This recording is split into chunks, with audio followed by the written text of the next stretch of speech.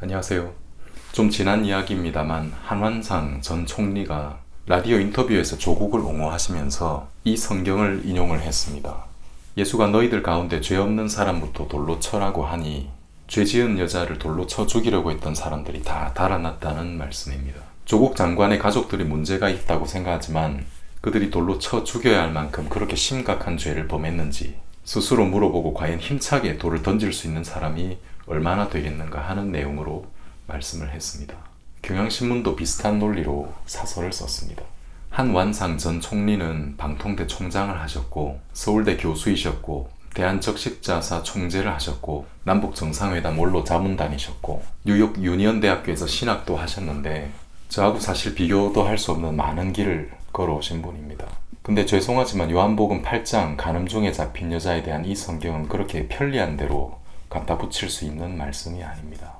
결론 먼저 말씀드리면 이 성경은 한 사람이 어떻게 구원자를 만나는지에 대한 그 방법을 설명한 내용이지 조국과 그 가족들처럼 법을 어긴 사람들을 정당화하는데 편리하게 활용하라고 쓰여진 내용이 아닙니다. 지금 대다수 국민들의 생각은 이겁니다.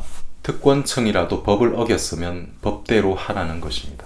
문재인과 조국이 전 정권 인사들한테도 했듯이 공정하게 똑같이 적용하라는 것입니다.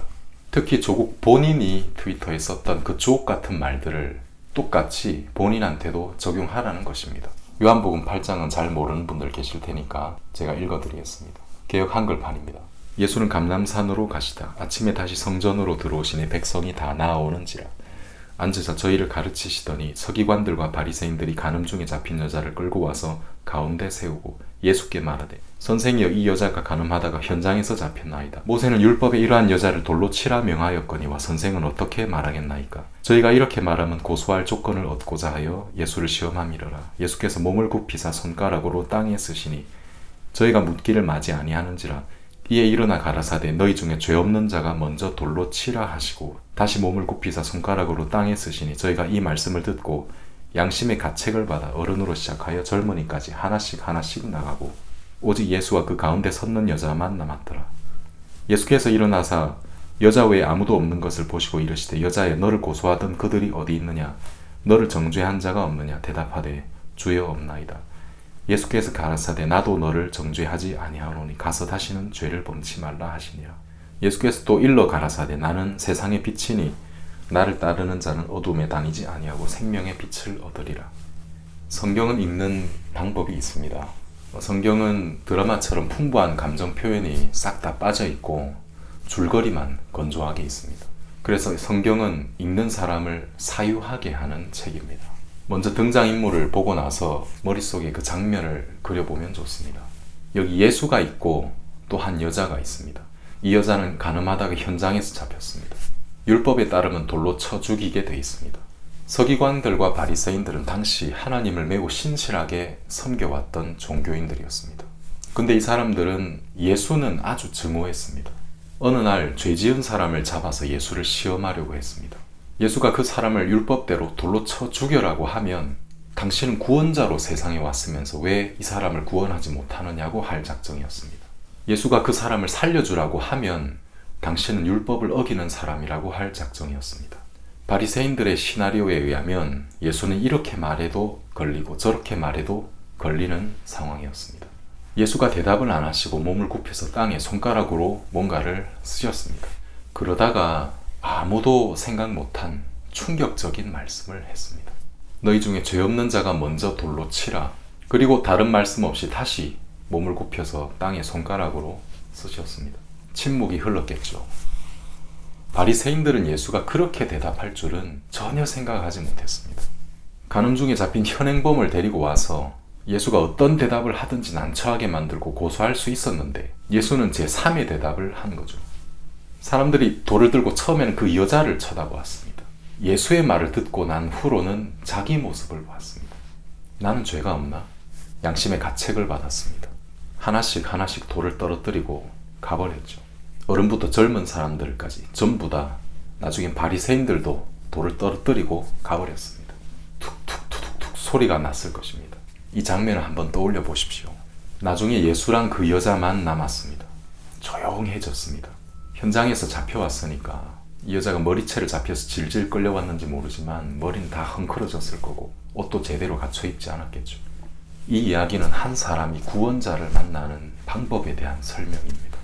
조국한테 죄를 묻지 말라는 내용이 아닙니다. 어떤 사람이 구원자를 만나느냐, 이 여자가 예수를 만난 그 과정을 자세히 뜯어보면 성경이 말하는 것은 조건이 있습니다. 첫 번째, 명백한 죄인의 위치에 마음으로 도달해야 됩니다. 머리로 말고 가슴으로, 마음으로 자기 자신을 발견하는 과정이 필요합니다. 여러분, 머리와 가슴 간의 거리는 꽤 먼 거리지 않습니까? 이 여자를 보면 현장에서 잡혀온 후에 아무 반박을 하지 않았습니다.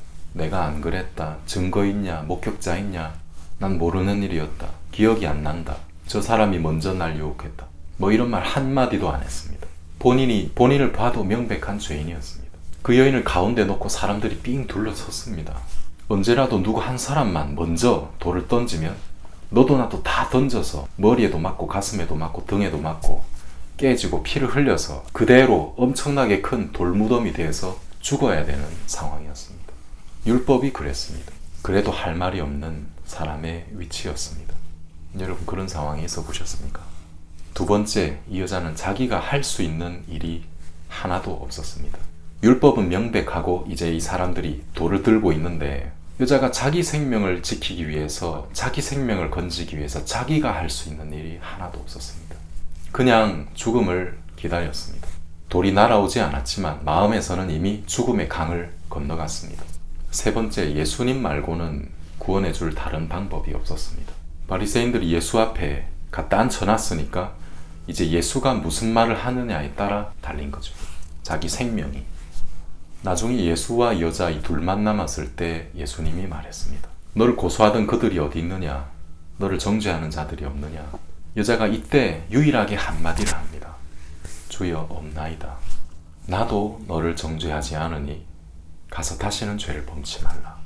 예수가 이 여자 보고 죄 없다는 것입니다. 이렇게 해서 이 여자는 구원받았죠. 성경에서 말하는 구원입니다. 이때부터 이 여자의 인생은 바뀌었습니다. 자긴 그때 돌을 들고 있던 사람들 앞에서 죽었어야 할 사람이죠. 그때 예수를 만난 이후에는 덤으로 인생을 살게 됐습니다. 어찌 보면 자기가 현행범으로 잡혔기 때문에 바리새인들이 자기를 예수 앞에 데려온 덕분에 이 여자는 구원자를 만난 거죠. 바리새인들이 자기를 끌고 사형장으로 갔기 때문에 예수를 만났죠. 이 여자는 그렇게 해서 구원자를 만났습니다. 예수가 볼 때는 간음중에 잡힌 이 여자나 그 여자를 죽이겠다고 돌을 들고 있는 사람들이나 어릴 때부터 율법을 지키고 평생을 섬겨왔던 바리새인들이나 똑같은 죄인이었습니다. 그렇지 않겠습니까? 근데 누구만 예수를 만납니까? 다들 돌아가고 이 여자만 예수를 만났습니다. 성경에 구원을 얻는 사람들이 다 그렇게 해서 예수를 만났습니다. 짧은 영상에 다 설명을 드릴 순 없지만 이것은 구원자를 만나는 이야기입니다. 누구든지 구원자는 이런 방법으로 만납니다. 조국이나 정경심이나 간음중에 잡힌 여자처럼 구원자가 아니면 사형당할 수밖에 없는 사람입니까? 자기 죄를 통감하고 자기 모습을 제대로 본 사람입니까? 아닙니다. 조국이나 문재인이나 과거에 다른 사람들을 향해서 돌을 던져왔던 사람입니다. 그리고 아직도 돌을 들고 있는 사람들입니다. 전 정권 사람들 무수하게 죄를 묻고 가뒀죠. 권력을 잡고 나서 숱한 실책을 하고 있는데도 죄를 인정하지 않습니다. 잘못을 모릅니다. 이제는 공수처 만들어서 검찰 장악하고 독재를 하겠다고 하고 있죠. 돌을 들고 있습니다. 대한민국을 향해서 돌을 들고 있습니다. 자유시민들에 대해서 돌을 들고 있습니다. 여러분, 10월 3일 허광일 북한민주화위원회 위원장이 구속됐습니다. 성경에 나오는 하나님은 자신의 악을 모르는 사람은 생명이라도 귀중하게 여기지 않았습니다. 그런 사람을 눈에는 눈, 이에는 이로 갚으라고 했습니다. 거만한 사람을 비웃었습니다. 높아진 자 반드시 낮아진다고 말씀했습니다. 죽고자 하면 살고 살고자 하면 반드시 죽는다고 했습니다. 인생이란 한 점과도 같고 큰 나라들은 티끌과도 같다고 했습니다. 성경은 막연하게 우리 생각에 있는 것과 다릅니다. 한완상 전 총리는 제가 그렇게 느낍니다. 간음중에 잡힌 여자 성경을 인용한 이유는 제가 알겠습니다. 정치적으로 조국과 같은 입장이고 문재인과도 같은 입장이죠. 하지만 성경은 모르시는 분입니다. 많은 세월을 걸어오셨지만 죄송하지만 그 길에서 구원자를 만난 분은 아닙니다. 성경을 아는 사람은 한마디만 그 말을 들어보면 알 수가 있습니다. 함부로 인용하지 마십시오. 온 나라를 어지럽게 하고 있는 사상 최악의 온가족 비리, 조국 사태에다가 성경을 본인 편리한 대로 섞어서 이 성경을 혼탁하게 만들지 말아주시기를 바랍니다. 경향신문도 마찬가지. 제대로 뜻을 모르는 걸 갖고 기사를 쓰면 창피당할 뿐이죠. 성경은 그런 내용이 아닙니다. 들어주셔서 감사합니다.